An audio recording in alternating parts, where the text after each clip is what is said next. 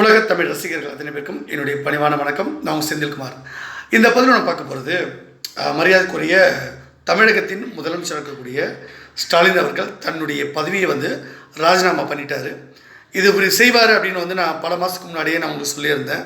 அதாவது மரியாதைக்குரிய நம்முடைய அன்பு சகோதரர் உதயநிதி அவர்களை முதல்ல அந்த கட்சியில் அரசியலுக்குள்ளே கொண்டு வரணும்னு ஸ்டாலின் அண்ணனுக்கு நான் சொன்னது, பரிந்துரை பண்ணது. அந்த கட்சியில் யாருமே சொல்ல மாட்டாங்க. ஏன்னா ஒரு விஷயத்தை ஒரு கட்சியோட தலைமைக்கு சொல்லணுன்னா அது சும்மாவே போயிட்டு சொன்னாக்கா அவங்க ஏற்றுக்க மாட்டாங்க. அதுக்கான காரியங்களை கரெக்டாக சொல்லணும். அதனால் கட்சிக்கு என்ன வளர்ச்சின்னு சொல்லணும். அதனால் கட்சியில் என்ன ப்ளஸ்ன்னு சொல்லணும்.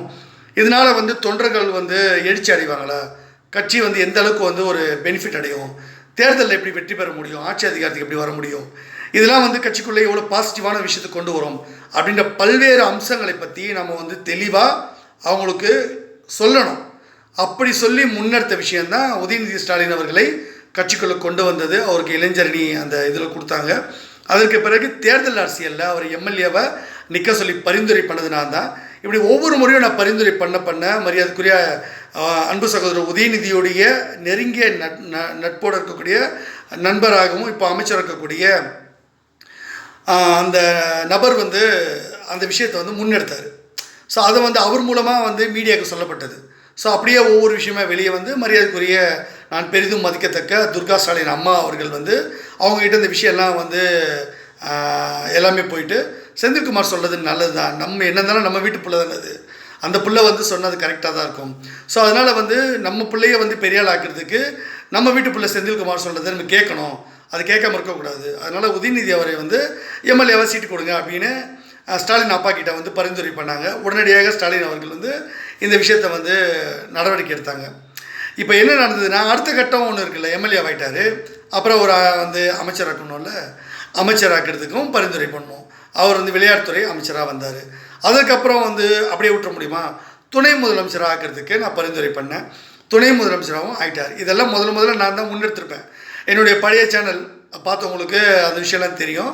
பல்வேறு கடிதங்களை நான் ஸ்டாலின் அப்பாவுக்கு அனுப்பியிருப்பேன். நான் எல்லாரோடையும் நெருக்கமாக இருப்பேன். நிறைய பேர் நினைப்பாங்க, நீங்கள் பிஜேபியில் இருக்கீங்க, பிஜேபி கிங் மேக்கர்னு சொல்கிறீங்க, நீங்கள் ஸ்டாலின் அவர்களில் அப்பான்னு சொல்கிறீங்க, அப்புறம் ராமதாஸ் ஐயான்னு சொல்கிறீங்க, அப்புறம் பல்வேறு கட்சிகள் உயர்த்தி பிடிக்கிறீங்க, இதெல்லாம் அப்போ நீங்கள் எப்படி இணக்கமாக உங்களால் இருக்க முடியுதுன்னு கேட்பாங்க. நான் ஒரு கிங் மேக்கர், நான் எல்லாரோடையும் இணக்கமாக இருந்து தான் ஆகணும். அப்போ தான் பாஜகவுடைய நன்மைக்காக பல்வேறு விஷயங்கள் நான் பண்ண முடியும். எல்லாருக்கும் நல்லது தான் நான் செய்வேன், கெடுதல் செய்கிற நோக்கம் எனக்கு கிடையாது. ஆனால் நம்ம பாஜக ஜெயிக்கிறதுக்கான வேலையை நான் அதில் தெளிவாக இருப்பேன், பாஜக ஜெயிக்க வைக்கணும் அப்படின்ட்டு. இப்போ கூட நம்ம என்ன பண்ணுறோன்னா, உதயநிதி அவர்களை துணை முதலமைச்சர் ஆக்கினதுக்கப்புறமா அடுத்த கட்டமாக என்ன, இப்போ ஏற்கனவே ஆட்சி முடிய போகுது திமுகவுக்கு. இப்போ ஏற்கனவே ஊழல் வழக்கில் சிக்கிட்டு இருக்காங்க. இப்போ அதில் தப்பிக்கிறதுக்கு ஒரு வழி தான் இருக்குது. உதயநிதி அவர்களை முதலமைச்சராக இப்போ ஸ்டாலின் அவர்கள் உட்கார வைக்கணும். ஏன்னா ஸ்டாலின் அவர்களுக்கு உடம்பு முடியல, அவரால் எல்லா வேலையும் செய்ய முடியல. அவர் கடைசி டைமில் தான் மரியாதைக்குரிய கலைஞர் அவர்களே அவரை தலைவராகவும் அப்புறம் முதலமைச்சராக வர்றதுக்காக ஒரு வாய்ப்பு கிடச்சிது. இப்போ அவர் ஜெயிச்சு வந்திருக்காரு. ரொம்ப அவரால் ஆக்டிவாக இருக்க முடியல. பல்வேறு பிரச்சனைகள் ஸ்டாலின் அவர்கள் இருக்குது. அவரே சொல்லியிருக்காரு உடம்பு சரியில்லை அப்படின்னு சொல்கிறத அவரே பதிவு பண்ணி, நம்ம பொய்யெல்லாம் சொல்ல, அவரே சொன்னது. ராமச்சந்திர ஹாஸ்பிட்டலில் ட்ரீட்மெண்ட் எடுத்தது, அடிக்கடி சைக்கிளிங் போனது, எக்ஸசைஸ் பண்ணுறது, பல்வேறு மாத்திரை மருந்தெல்லாம் எடுத்துக்கிறாரு. ஸோ அவரால் இருக்க முடியாது, கஷ்டமாக தான் இருக்கும். அப்போ விரைவில் சக்கர நாற்காலியில் கலைஞரை போல் ஸ்டாலின் அவர்கள் உட்கார்ந்து அவர் அரசியல் பண்ணுவார். அப்போது அவரால் ஒன்றும் பண்ண முடியாது. அப்போது ஒரு விஷயம் இருக்குது, திமுகவை பொறுத்த வரைக்கும் இன்றைக்கி எல்லாரும் உதயநிதியை எதிர்பார்க்குறாங்க. அவரை துணை முதலமைச்சராக இருக்கிற அவரை முதலமைச்சராக நீங்கள் உட்கார வச்சுருங்க, நீங்கள் ஸ்டாலின் அவர்கள் ராஜினாமா பண்ணிவிட்டு நீங்கள் திமுகவோட தலைவராக இருந்துக்கங்க, நீங்கள் கட்சியை வழிநடத்துங்க, உதயநிதி அவர்கள் ஆட்சியை வழிநடத்தட்டும் அப்படின்னு நினைக்கிறாங்க. இல்லைன்னா நீங்கள் ஆட்சியை வழிநடத்துங்க, இல்லைன்னா உதயநிதியை கட்சியை வழிநடத்த அவர் தலைவராக்குங்க. இதை தான் அவங்க கோரிக்கை வைக்கிறாங்க. ரெண்டுத்துலேயுமே நான் தான் இருப்பேன்னு ஸ்டாலின் அவர்கள் சொல்கிறதுனால அவருக்கு தான் உழைக்க முடியல. கொஞ்ச நாளாவது அவங்க ரிலாக்ஸ்டாக இருக்கணும் இல்லையா. அவர் அடிக்கடி ரெஸ்ட் எடுக்கணும்னு போகிறார். அம்மா அவர்களை புரட்சி தலைவி ஜெயலலிதா அம்மா அவர்கள் கொடநாடு போய் ரெஸ்ட் எடுக்க கிண்டல் பண்ண அவர் இப்போ ஊட்டியில் போய் ரெஸ்ட் எடுத்துகிட்டு வராருல, அது யாருன்னா கேள்வி கேட்குறாங்களா?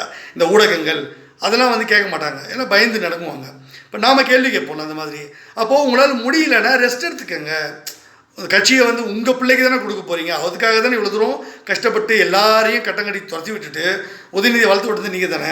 அப்போ அவர்கிட்ட நீங்கள் போல்டாக அவரை முதலமைச்சர் ஆக்கிட்டு நீங்கள் அந்த பதிலிருந்து வெளியே போயிட்டு நீங்கள் இருக்கிறது என்ன தப்பு அப்படின்னு நான் கேட்டிருந்தேன்.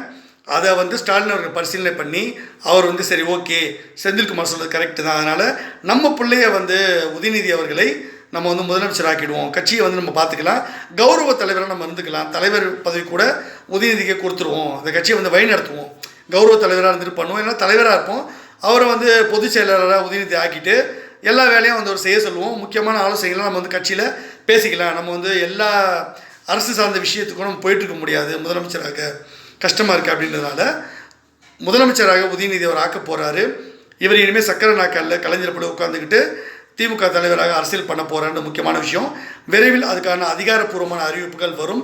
குடும்பத்தில் அவங்க பேசி முடிவு பண்ணிட்டாங்க, விரைவில் வரும்.